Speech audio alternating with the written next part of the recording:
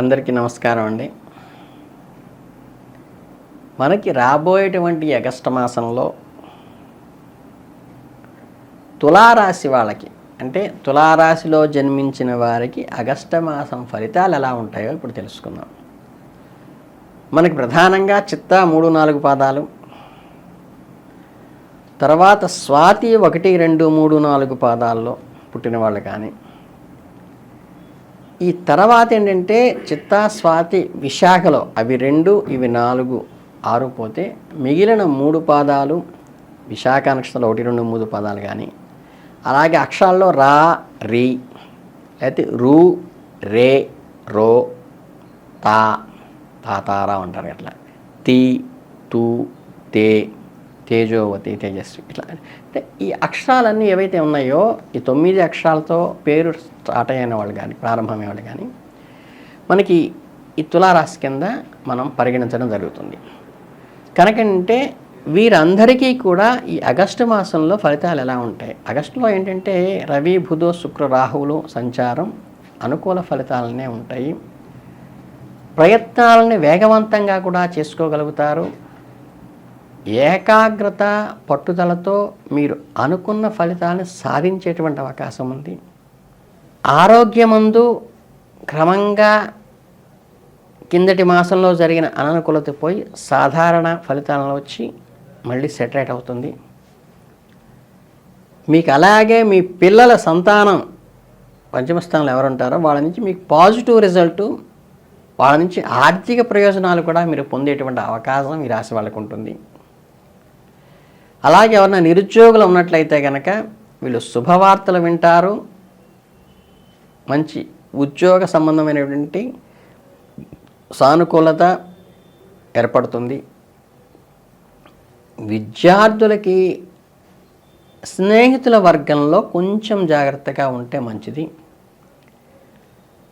ప్రొఫెషన్లో ఉన్న వాళ్ళకైతే మంచి అనుకూలత ఉంది. కుటుంబంలో జీవితంలో ఆనందము, అలాగే ఆర్థిక పరిస్థితుల్లో కూడా మెరుగుపరిచేటువంటి పెరుగుదల కూడా ఉంటుంది. విద్యార్థి రంగంలో కొన్ని సవాళ్ళను ఎదుర్కొన్నా కానీ విజయం మీదే ఉంటుంది. ఉద్యోగస్తులకి చాలా అనుకూలంగా ఉందనే చెప్పచ్చు. అలాగే మీ పనితీరుని, మీ యొక్క గౌరవ మర్యాదలను పెంపొందించుకోవటము, ఉన్నతాధికారుల ప్రశంసలు పొందటము, సహోద్యోగుల మద్దతు కూడా కొంతవరకు లభిస్తుంది.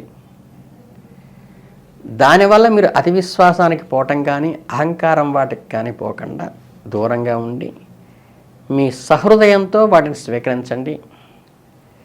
మీ సహోద్యోగుల సత్సంబంధాలు కొనసాగేట్టు చూసుకోండి.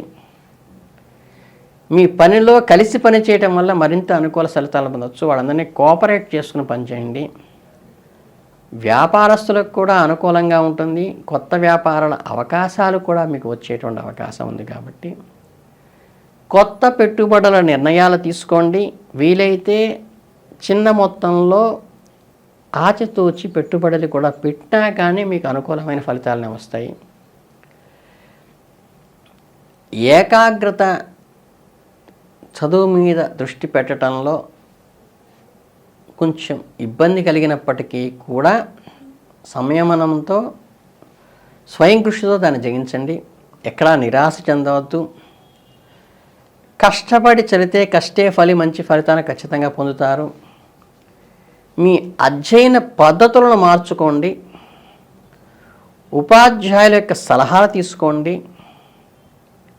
ఈ గ్రూప్ డిస్కషన్స్, గ్రూప్ స్టడీస్ వల్ల మంచి ఫలితాలు పొందే అవకాశం ఉంది. కనుకేంటంటే మీరు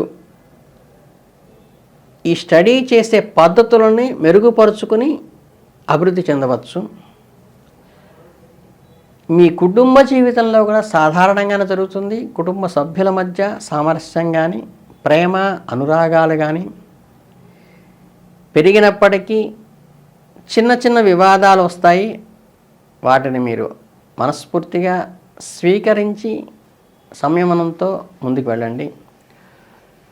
కుటుంబ సభ్యుల మధ్య అనుబంధం పెరుగుతుంది. దానివల్ల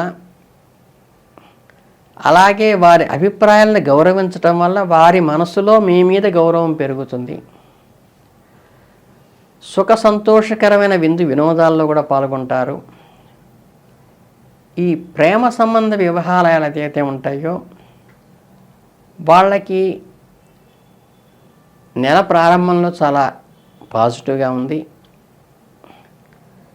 మీరు మీ ప్రియమైన భాగస్వామితో సన్నిహితంగా మెలిగే అవకాశం వస్తుంది. నెల మధ్యలో కొన్ని సమస్యలు తలెత్తినప్పటికీ ఈ అపార్థాలను అనుమానాలను మీ బంధం యొక్క బలంతో అధిగమించండి. ఓర్పు అవగాహన చాలా ముఖ్యం. మీ భాగస్వామితో స్పష్టంగా ఓపెన్గా మాట్లాడటం, మీ అభిప్రాయాలను తెలియచేయటమే కాక వారి అభిప్రాయాలకు మీరు గౌరవించడం ద్వారా సమస్యలు పరిష్కరించుకోగలుగుతారు. అలాగే ఆర్థిక పరిస్థితి నుండి మిశ్రమ ఫలితాలు ఉంటుంది. ఫైనాన్షియల్గా నెల ప్రారంభంలో ఆర్థిక లాభాలు ఉన్నప్పటికీ ఖర్చులు పెరుగుతాయి. సో మీకు వేరే ఒడిదుడుకులు ఏమీ రావు. ఈ అనవసరమైనటువంటి ఎక్స్ట్రా ఎక్స్పెండిచర్ తగ్గించుకుంటే ఇట్ ఈజ్ ఎనఫ్. అలాగే ఆర్థిక ప్రణాళికను నిబంధించుకోవటము, వీలైతే ఈ సర్ప్లస్గా వచ్చిన దాన్ని పొదుపు రూపంలో నిల్వ చేసుకోవటము, మీ కుటుంబ సభ్యుల సలహా మేరకు వ్యవహరించడం మంచిది. కొత్త పెట్టుబడులు పెట్టేటప్పుడు మాత్రం కొంచెం జాగ్రత్త వహించండి. రెగ్యులర్గా కట్టేటువంటివి మాత్రము సానుకూల ఫలితాలనే ఇస్తాయి. ఆరోగ్య విషయంలో కొద్దిగా సవాలుగా ఏర్పడేటువంటి అవకాశం ఉన్నప్పటికీ, అంటే మీకు డైజెస్టివ్ సిస్టమ్ పరంగా కానీ అలర్జీస్ పరంగా కానీ కొద్దిగా ఇబ్బంది కలిగేటువంటి విషయం ఉంటుంది. కాబట్టి ఆహార విషయంలో నియమాలు పాటించండి, జీవనశైలి సక్రమంగా చేయండి. ఈ స్టమక్ సంబంధమైనటువంటి విషయాలకు మీకు ఇబ్బంది కలగకుండా చూసుకోండి. ఎక్కువగా నీరు తాగడం ద్వారా కానీ విశ్రాంతి తీసుకోవడం కానీ మంచిది. ఏదైనా అనారోగ్యం కనిపిస్తే డాక్టరు సంప్రదించి వారికి అనుకూలమైనటువంటి మందులు వేసుకోవటమే మంచిదనే విషయం సూచిస్తున్నాము. ఏది ఏమైనప్పటికీ మీరు కనుక మీ ఇంట్లో లక్ష్మీ యంత్రం ఉన్న దానికి కుంకుమతో, అంటే కుంకుమ రాళ్ళు తీసుకొచ్చి